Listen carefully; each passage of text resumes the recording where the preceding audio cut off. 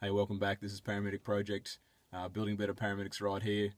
Today we're expanding on some concepts around emergency driving. We started talking about it last episode, and I think today I really want to cover one of the biggest things I find I'm always instructing novice paramedics on, and that is really making that clear differentiation between driving under emergency conditions to a scene where we're going to go and find the patient, and then driving under emergency conditions from a scene with a patient in the back and a couple of your paramedic colleagues in the back of the ambulance.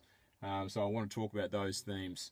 Obviously, we talked about the prerequisite knowledge we need and the concept of a lot of cognitive load coming into the cabin of the ambulance when we're driving under emergency conditions to a scene. And we just need to do that safe. We need to make sure we're safe. We need to make sure our partner's safe, the community's safe. We need to convey the ambulance and all its contents to the scene safely, with our heads in a good state so that we can really perform that role of hands-on on scene really well when we get there. So that's really driving to the actual scene.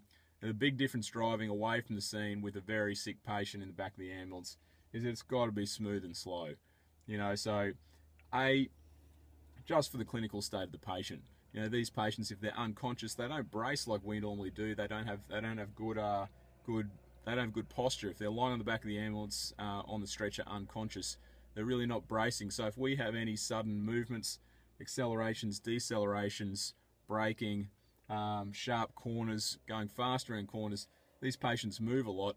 And as we know, with trauma patients, we want to handle them really gently. And so that gentle handling extends into your driving practices. So that's one big thing.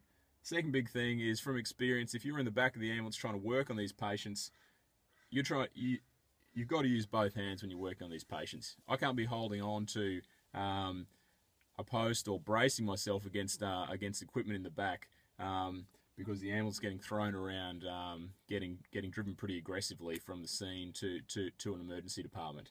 So A, for the sake of the patient, B, for the sake of your colleagues working on a really sick patient in the back. If you're driving this ambulance from the scene to an emergency department with a really sick patient in the back, it needs to be slow, it needs to be smooth. That old aviation adage, slow is smooth, smooth is fast, this is the time that really applies to. And it takes a lot of restraint. And it's really something where over the years I've had to instruct so many people to slow down.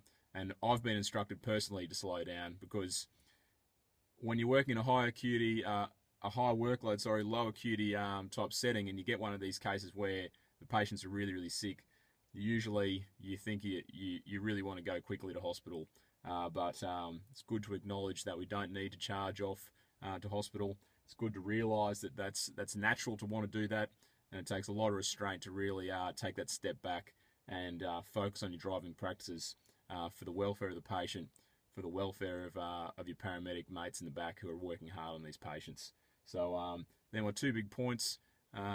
So find us on social media. Join us next time. Thanks for joining us once again.